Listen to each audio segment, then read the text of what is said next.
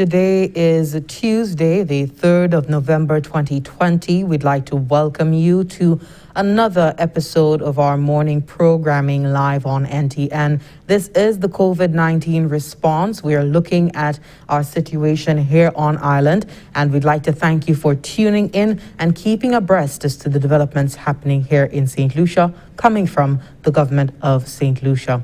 We are live on NTN, coming to you from the Information Command Center of the GIS Studios. My name is Jessie Leonce.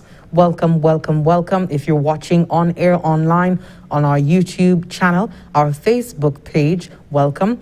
Also our channel 122. If you are on the move this morning, you're commuting on to work this morning, do ensure that you follow us on Facebook and YouTube. If you are at home and you've already arrived at the office this morning, we hope that you're doing so in adherence to the protocols. And as you huddle up, whatever you're drinking this morning, that you are watching and comfortable from whatever location you are watching from. We are about to bring you some updates off of the weekend and some information from Monday. Thankfully, we have not received any word from the Chief Medical Officer in terms of new cases Monday. We do hope that that can happen for as long as possible, although the officials have braced for increased cases. But as we enter November, we hope that you are doing your part. The recent protocols are calling upon the initiative of St. Lucians island-wide, and we do hope that people are compliant by and large. The 9 p.m. to 5 a.m. situation at night, we hope that you are getting in as soon as possible. The aim is to limit the movement of people here on island and thus reducing significantly the risk of transmission of this virus.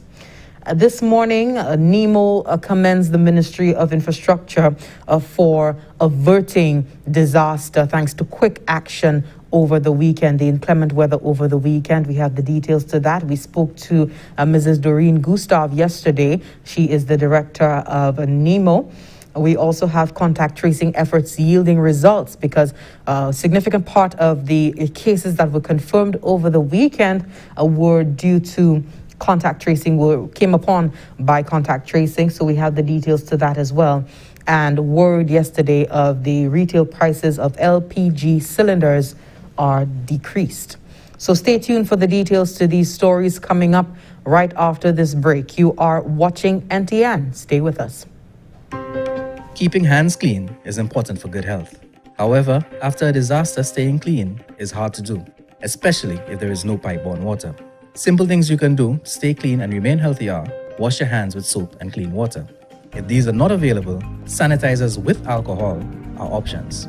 Wash your hands many times during the day, before preparing food, eating, caring for a sick person or baby, treating a cut, wound, or sore. Wash hands after using the bathroom, changing diapers, caring for animals, caring for sick or injured persons, after handling garbage. Washing your hands is one of the best ways to prevent illness. For further information, contact the Bureau of Health Education at telephone number 468-5349. Overnight, growing national unrest. Society, a digital cashless society, one world currency. A vaccine for COVID-19. Midtown Droplets of virus. Macy's iconic flagship. Virus. Set inside. The coronavirus. Everybody vaccinated On the corona pandemic. opposition to the lockdown. An infected Conspiracy theories about the coronavirus. bizarre claims. The truth about the origin of COVID-19 hidden from the rest of the world. And the Chinese.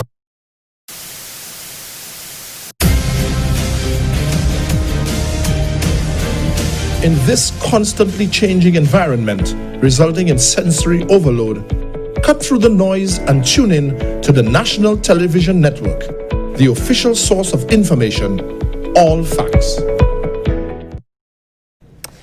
Thank you so much for staying tuned. Health officials urge heightened awareness as 8 more cases of coronavirus infection are confirmed over the weekend. And we're grateful to not have received any new cases on Monday, but the weekend had 8 new cases on Saturday, October 31st. 2 cases were registered from the Castries and Grosley districts. And on Sunday, November 1st, 2020, 6 other cases were registered coming from the Babonneau, Castries and Vieux Fort districts. This brings the total number of cases diagnosed in country to 84. At least 5 of the new patients were identified through the contact tracing process linked to previous cases, as I mentioned before the break. All 8 cases have been transferred to care at the respiratory hospital. In a statement on Sunday, the Chief Medical Officer, Dr. Sharon Belmar-George, asked the public to be conscious of the COVID-19 situation, as well as the stricter national protocols that took effect on Friday. We had a press conference on Friday, live from this very studio, where officials did announce the institution of new protocols. Take a look. Let's all be guided by the new advisories that were issued by the government of St. Lucia last week. We ask all who will be within their work environments, commuting via public transportation, going into public places to transact business, or going through their routine daily activities to be on a higher level of awareness. Ensure that in undertaking all of your activities that you remain aware of the need to act in ways that will reduce the risk of being exposed to the COVID-19 virus. Government implemented new measures to reduce the movement of people as much as possible for the month of November. And this is in light of the last 3 weeks or so of cluster cases happening in various communities island-wide. The protocols include all business operations and commercial activity on island must cease by 9 p.m., 9 o'clock at night. Of course, there are exemptions, and these have been listed.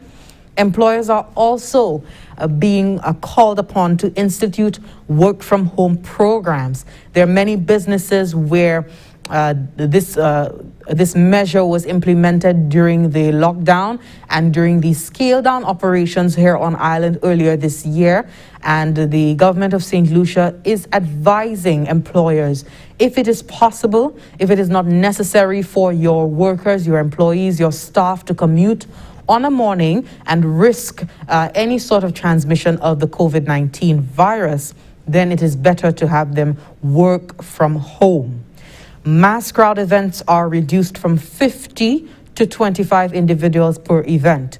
Last week, just for the Jeune Creole weekend, the Prime Minister, the authorities indicated that the measures had been, the maximum in number of individuals for a mass crowd event had to be reduced from 100 to 50 individuals for Jeune Creole activities. And this week, we've seen from last week that there was an increase in cases, and as such, it has been further reduced to 25 for the month of November.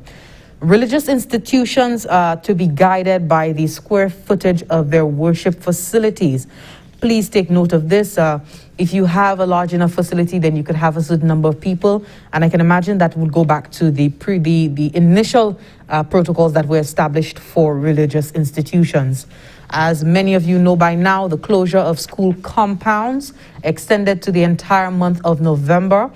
And the sale of alcohol is permissible, but bars must operate by grab-and-go policy to limit high-risk social gatherings. So the effort is not for individuals to gather, to cluster, to congregate at certain locations. And we know it is very natural for St. Lucians to socialize, to be merry, to have after-work gatherings, after-work limes. But at this point in time, it is not advisable considering St. Lucia's present status with respect to COVID-19. Going back to closure of school compounds, while schools are closed, the school buildings are closed, school continues with the different formats in terms of sending the packages to the parents for learning, and also the e-learning platforms that many schools have already, I would say, gotten used to, because we started this whole e-learning move from the last term. So this Michaelmas term, the students should be now used to learning online, having their devices and keeping to some routine from home. We now go to our second clip from Dr. Sharon Belmar-George, and this is from Saturday's statement that she issued when she spoke on the 2 cases that were registered on Saturday.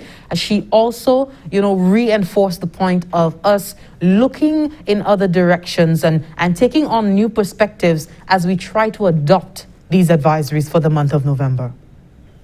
These advisories have been introduced to secure the health of our nation.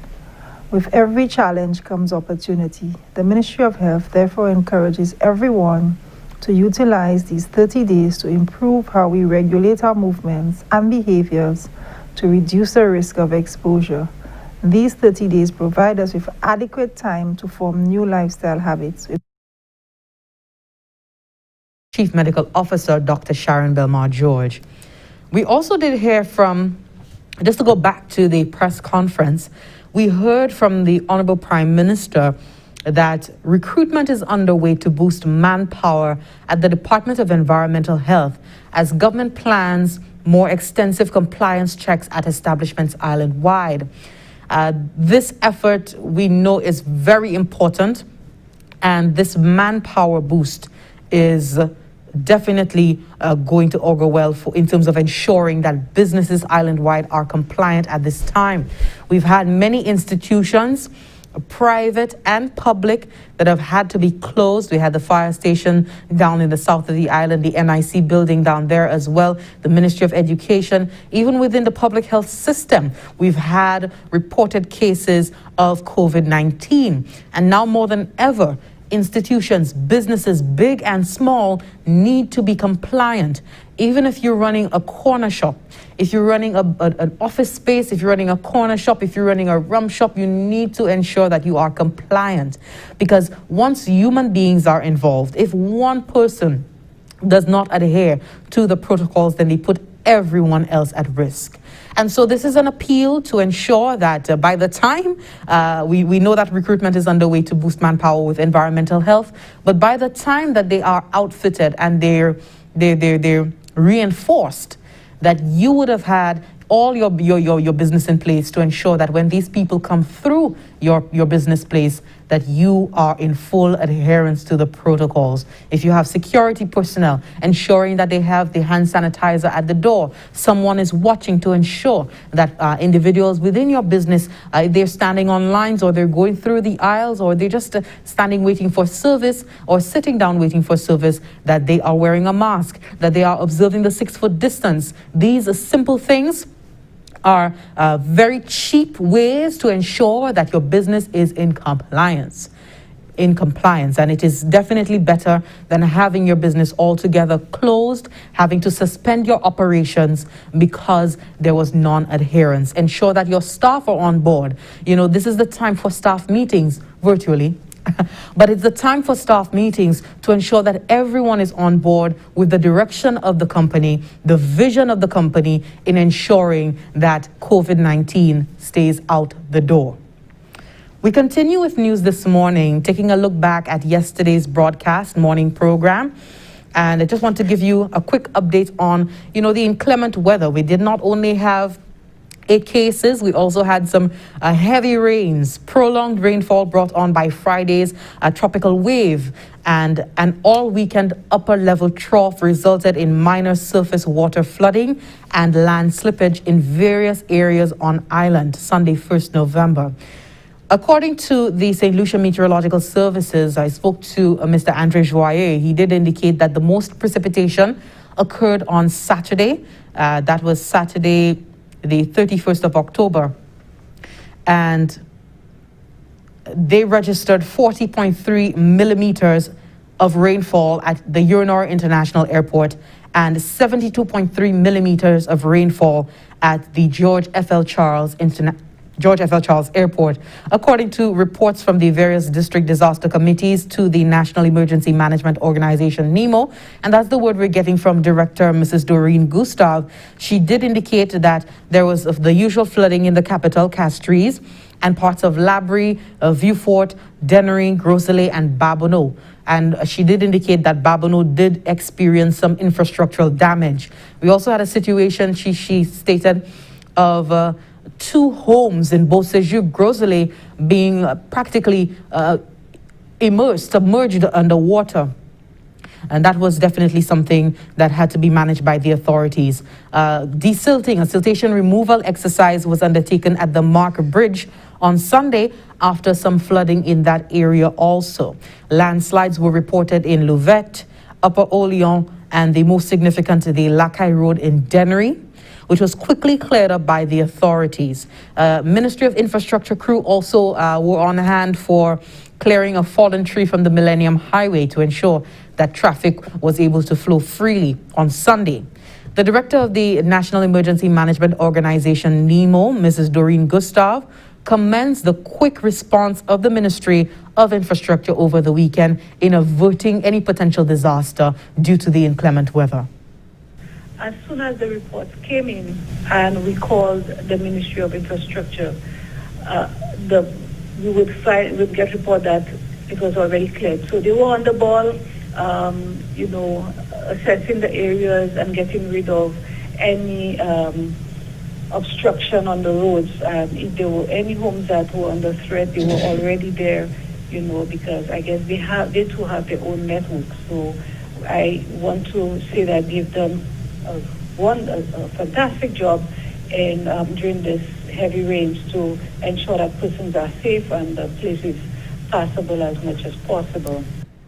Now, Gustav went on to state that the mitigation exercises, the desilting, the construction of drains prior to the Atlantic hurricane season at various locations island-wide. She attributed this to the reduced effects of the upper level trough as compared to the effects that we have witnessed with previous weather systems, which have been devastating.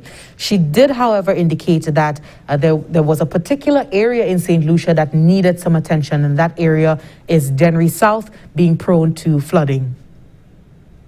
The flooding in Richford, the perennial flooding in Dennery South, the village, is something that, we really need to work on trying to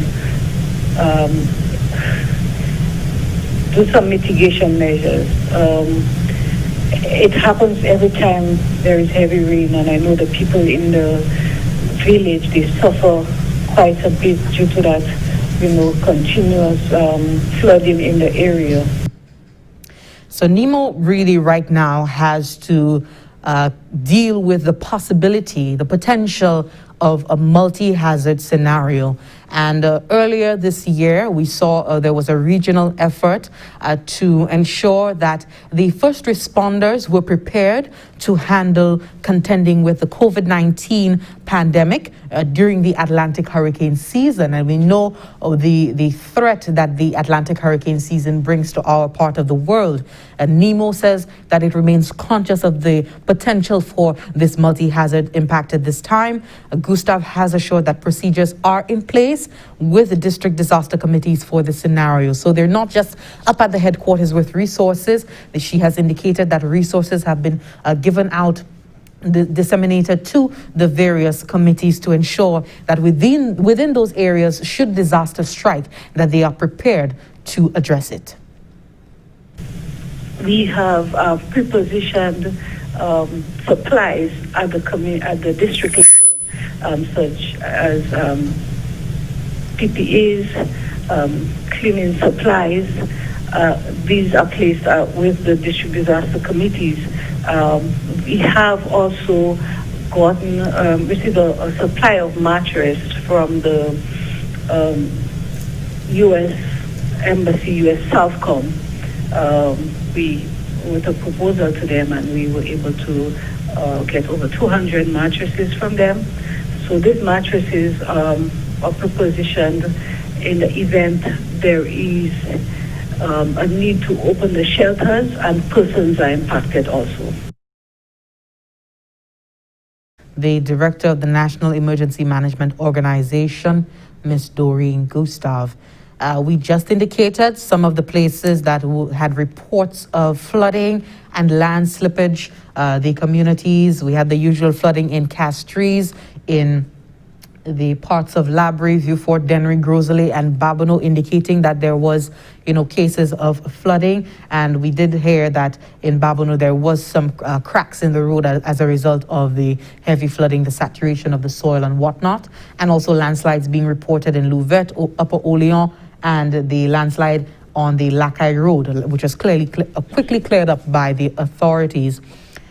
If you've not heard of your community in this list, if you have been impacted negatively by the inclement weather over the weekend and you're struggling at this time to put things back together, you would like some help, you can call the National Emergency Management Organization, NEMO, at the following numbers: 452-3802 or 452-2126. So you could call those numbers and see how they can be of assistance in responding to your plight following this inclement weather. We are due for a break. We will have more news. Do stay with us. The morning program will continue soon. Hi, I'm Jim Joseph, president of the Beausejour Community Group. We believe St. Lucia can win the war against the coronavirus, and here's how. Every community in St. Lucia must mobilize, coordinate, monitor, and support residents the way we would before, during, and after a natural disaster. Identify volunteers in your community, assign them roles, and deploy them. Ensure your elderly and vulnerable understand all protocols. Help relatives, shield them from unnecessary contact with others. Identify those recently unemployed and vulnerable neighbors living alone. Put systems in place to filter updates from official sources throughout your community. Promote the hotline number 311. If it takes a village to raise a child, then all of us can come together to defend the village against the coronavirus. Let's do it. Together let us win this war. Say you shall be a soldier. Together we can beat this corona. Together we can beat this corona. For the month of November, we have tightened protocols instituted by the government of St. Lucia in response to the clusters of cases that have been emerging here on island. And the concern is for community spread. The effort is to reduce the risk of transmission as much as possible and contain COVID-19.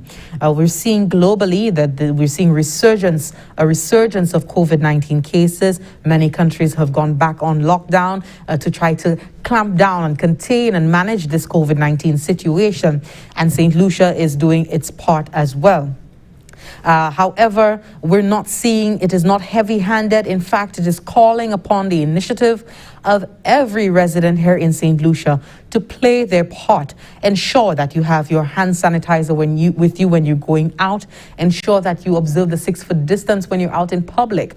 Ensure that you carry a mask most of all, because if you wouldn't do it for your own personal well-being, it is also something that the police are enforcing on the streets of Castries and in other public spaces. So please ensure that you are abiding to the law. There is legislation that has been put in place for the protection of our society from COVID-19, and we do hope that you are playing your part. So there's legislation to protect, and there's also, the calling upon your own initiative to ensure that we can win this war together.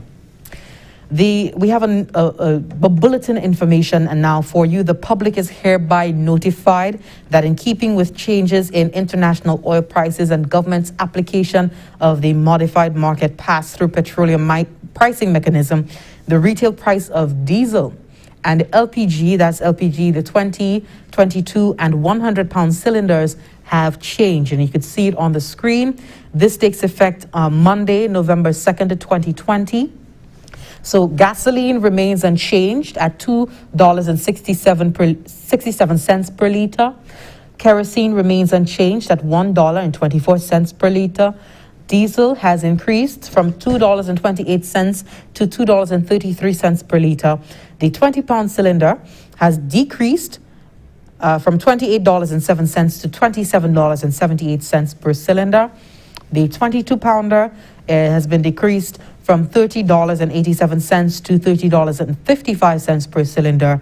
And the 100-pound cylinder has decreased from $166.53 to $163 $3.61 per cylinder. So please take note of these price changes. I believe the next announcement on the prices will be made on the 23rd of November 2020.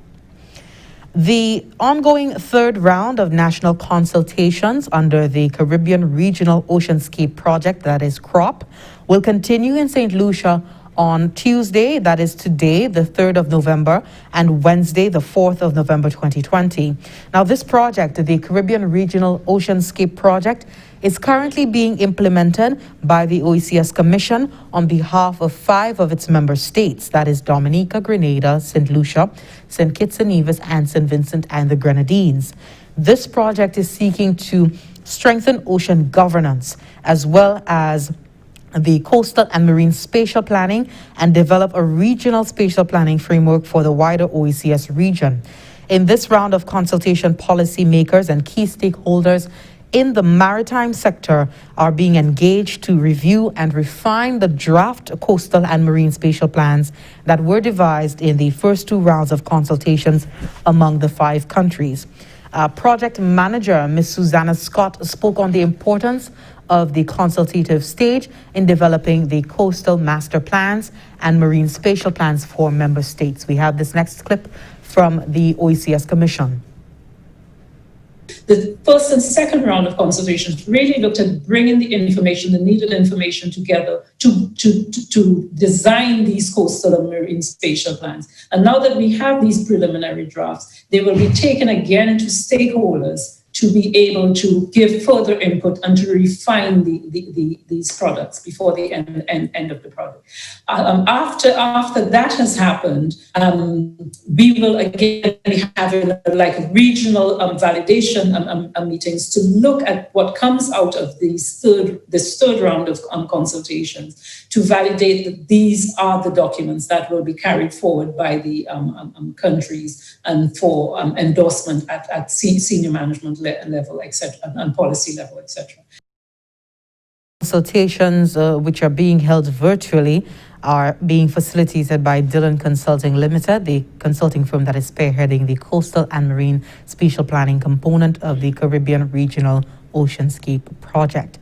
St. Kitts and Nevis was the first of the 5 countries to hold its third round of national consultations on October 27th to the 29th, and St. Lucia, as we mentioned, today and tomorrow, and we have Grenada and St. Vincent and the Grenadines consultations to be held for November 17th to the 19th, and Dominica's is scheduled for the 24th to the 26th. So bringing together of the maritime sectors, the policymakers and the key stakeholders of this sector to put together the Caribbean Regional Oceanscape project.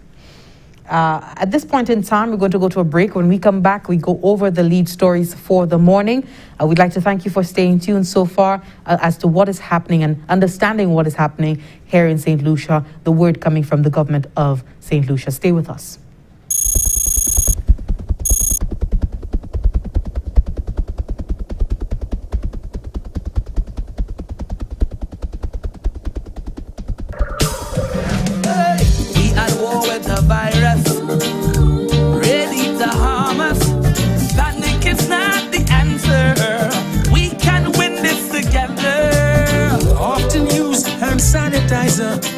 Better yet, use soap and water. We must protect each other if we are to beat this corona. Together let us win this war. Be a soldier for St. Lucia. Together let us win this war. Be a soldier, together we can beat this corona. So you don't become the next case. Avoid touching your face. I'm sure you've been told so. Handshakes and hugging a rock, no, no. Advice is you to please. Cover your mouth and your nose if you cough or sneeze. Practice social distancing and avoid large social gatherings. Together let us win this war. Be a soldier for St. Lucia. Together let us win this war. St. Lucia, be a soldier. Together we can beat this corona. For further information, please contact the hotline at 311 or the Bureau of Health Education at 468-5349. Thank you so much for staying with us. This is the morning program live on NTN. We'd like to thank you for making us your wake up program, your off to work program, your in office at home program today. We are bringing you the latest. We've just brought you the latest developments coming from the government of St. Lucia. Leading with, NEMO commending the Ministry of Infrastructure for their swift action in averting potential disaster here on island following the inclement weather over the weekend. We saw that in many areas there were reports of flooding and land slippage on island, and also some cases of infrastructural damage, but minor as compared to when you compare it to previous, catastrophic events. And also the National Emergency Management Organization stating that they are prepared because in addition to the Atlantic hurricane season, we're also confronted with the COVID-19 threat. And so NEMO has reiterated that they are prepared for a multi-hazard situation here on island. We're still within the hurricane season, and we hope that persons are also preparing on that front. The threat of dengue is still very real. We've had record cases, I believe over 800 cases so far, and 3 deaths here on island, 3 persons succumbing to the dengue fever. And we do hope that you are looking around your home, ensuring that receptacles are overturned. These little things can help in reducing the vector population in and around your home. The COVID-19 situation, we hope that you are doing your part to ensure that you are in adherence to the recently instituted protocols. We heard from Chief Medical Officer Dr. Sharon Belmar-George over the weekend that at this point in time, the advisories have been introduced in light of the recent clusters of cases that have been registered in the last few weeks. And it's an opportunity for you to bond with your family. It's an opportunity to develop healthier, better lifestyle habits if you haven't already. It is an opportunity to ensure that you become more conscious of COVID-19 if you haven't before, because at a particular point in time we had mostly imported cases that were being intercepted at the port, and these individuals would be immediately put into quarantine facility or what have you.